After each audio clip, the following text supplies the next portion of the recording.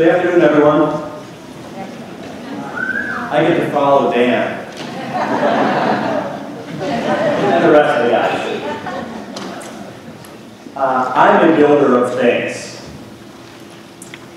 I built things just about all my life. Not kind of Legos or a record set. I didn't take apart my dad's radio. Or I can't build a house or a shed or even a shelf. I struggle with IKEA. But I'm a different kind of builder. I'm kind of an organizer builder of things, projects. And I've done it for all kinds of organizations. I've been an intrapreneur, which is someone who builds a company from scratch inside a billion-dollar company. I have done a big project for the US State Department right out of college where my customer was the Secretary of State.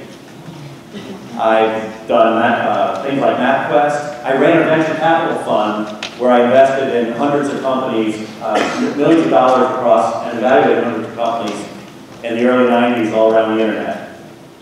Basically, I have career ADD, if you haven't noticed. What I want to tell you is that I've learned some things. And through all of that, I think that most of you out there, at some point, if you haven't already, will have the notion that you'll want to start something. Yet most of us, and most of you won't. I obviously will, as that intro told you. Some of you won't. Some of you won't because the leap looks so long and large. And some of you won't because you just can't figure out how to get started. So what I want to share with you is that the lessons that I learned as a 10-year-old in terms of building the fort might be the lessons that may help you actually make that leap. So I want you to think like a 10-year-old for a while.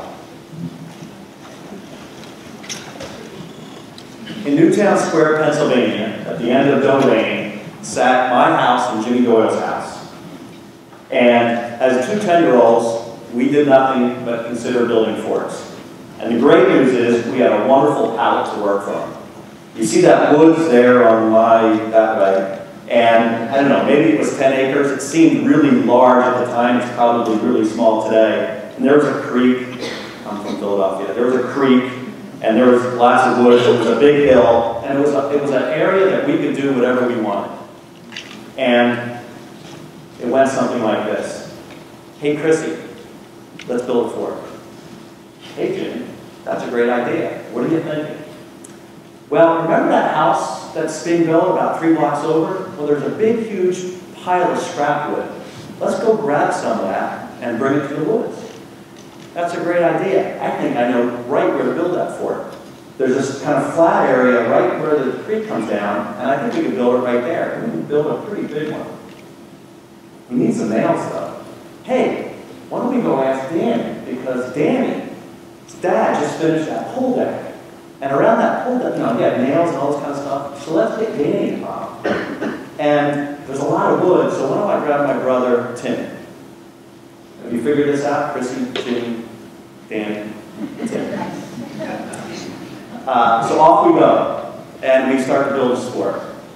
And let's figure out 4 things that happened in that story that I just told you. First of all, we shared and socialized and dreamed. Yes, it was building a fort, which was about as expansive as the dreams got at that point. But there was no limitations or inhibitions. There was no peer pressure. There was no angst around whether this was a good idea. You freely shared and socialized that among a group of people that you trusted. We then figured out how to go get some stuff, right? Now, this isn't like Home Depot kind of stuff, because there was no Home Depot. If there was a Home Depot, we didn't have any money. If we had money, that had the only hard work. So basically, you're limited to kind of as far as you could reach or walk to. And so you had to gather your stuff, within close proximity, right? And we're thinking like a 10-year-old here now. And then we had engaged people. And typically, the people that you engage with are the people that could also bring some resources, aka Danny and his dad and his nails. And in this case, I think what every kind of fort building exercise, aka startup, needs is a purpose. And maybe there's some kind of biology or psychology about the need for independence in our own little fort. We can all buy off on that. But it was also a boatload of fun, and we got a lot of kind of respect among each other, and we kind of were proud at the end when we built the fort. So with this in mind, what I want to share with you is a few stories in my experiences in MapQuest and the Startup Factory about how I built those forts. In 1990, in Lancaster, Pennsylvania, home of about 55,000 Amish, is where we created MapQuest. Obviously, the tech center of the world. There's something about MapQuest and a buggy that still freaks me out today. But we did it right here at this restored tobacco warehouse, foreshadowing. And in this place, in 1990, I joined this group called Heivly Cartographic Services with about 60 cartographers. And this group was kind of this, today we would call it a B2B business. We made maps for other publishers. And while doing that, I was there to help build this computer, digital version in 1990 of how you could do this. Pretty sexy at the time, pretty boring by today's standards. But there was more. And we had this notion that we could do something interesting with the assets that were at hand. So if I take it back to 1990, what I'll tell you is that vacations and family trips were not about Europe or the Caribbean, Cabo. It was about Orlando or Yellowstone. And it was usually done in a car. And those cars were done with the family. And these lasted 3 days to 3 weeks. And these trips involved needing to get directions and figuring out hotels and fun things to do along the way. And the way that happened back in 1990 was you went to AAA, right? And your parents generated these trip tickets. What you don't know is there was 10 other auto clubs, Allstate, Sears, Montgomery Ward's, who? But they had auto clubs. Altogether, they were generating about 15 million of these a year. Generic, one-size-fits-all. How do I go from Philadelphia to Orlando? Not Newtown Square to Orlando. Philadelphia, Orlando. Crude kind of thing. Here's all the hotels in North Carolina. Not just the ones along my route, all of them. Okay? So, Jimmy Doyle is now replaced by Jim Hilliard. We now dropped all the Y's, and I'm now Chris Heivly. And so what do? We sit around and figure out, what do we got here? So, we had Dreamers Connected, right?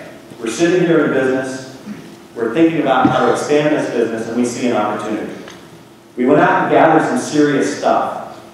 Hey, Jim, did you ever meet those guys I met in DC that had this kind of really crude city-to-city routing network and a really crude, interstate highway system? It was running on a PC, right? Not some big, machine back then. Remember 1990.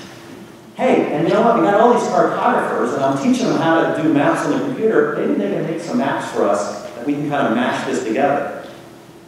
And we're in these places of interest, like Yellowstone and cool things to do.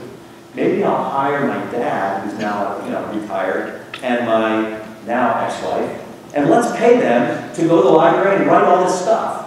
Let's cobble all this stuff together. Let's build a fort. And so what I'll tell you in circa 1990 is that we sold that to every auto club, all 10 of them, over the next 2 years, and completely replaced their technology. Why is this important? Why is this related to what I've done, that cool little MapQuest thing? Well, we built a new business, but we didn't build MapQuest in 1990. We built, a trip planning stuff for other auto clubs to use. But in doing that, in 1993, when the CD-ROM came out, and that was a big distribution thing, and now we get to bypass the auto clubs and put it in your hands to run on your home machine and print on your home printer, now I can do something even special because I have all of that stuff. And then 2 years later, when we said, you know what, why not be inhibited by a CD-ROM and the 650 megabytes? It seems silly today, right? 650. But there's this thing called the internet where distribution doesn't matter, and now we can go address to address. And hence the dawn of MapQuest. All right? It's a cool story. So I've been down here for about 8 years, but the last 4 I've been involved in helping startups get created. Let's call it a fort for forts. And the way this came about is, and this is a true story, is that I've been doing this for about 4 years. But about 2 years ago, my wife found an anniversary card from about 12 years ago. And in it, I said, here's all the things that we've enjoyed over the first 10 years. Here's the things that we'll enjoy 10 years from now. And one of those was, I hope to be helping young people start their companies.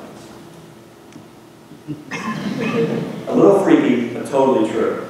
So what happened is I had a dream that I would build, I go buy a building, and I load it with servers, and I invite all these startups in, and we help them launch their companies. That's how dated the dream was.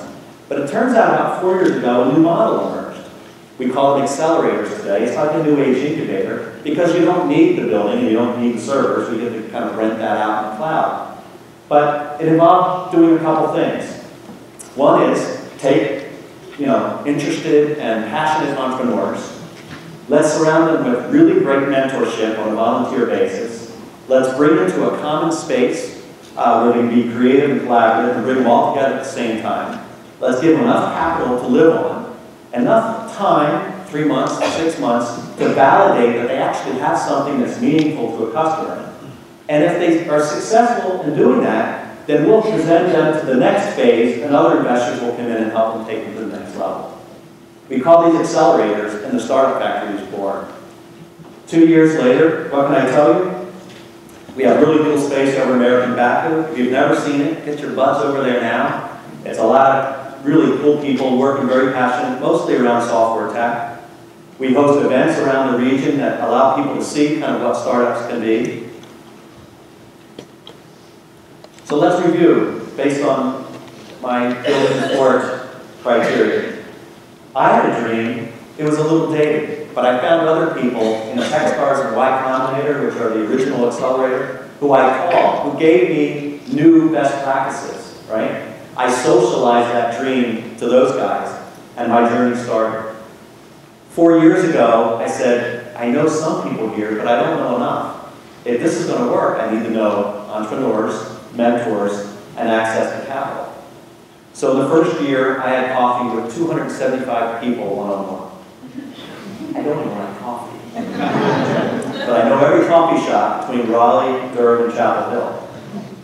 What I started realizing along that journey was that some of the people I were meeting, these mentors, were going to be people that I was going to turn around and have no fear in asking, will you come into my space for an hour, for a day, every day for 3 weeks, and help mentor these companies and help get them started.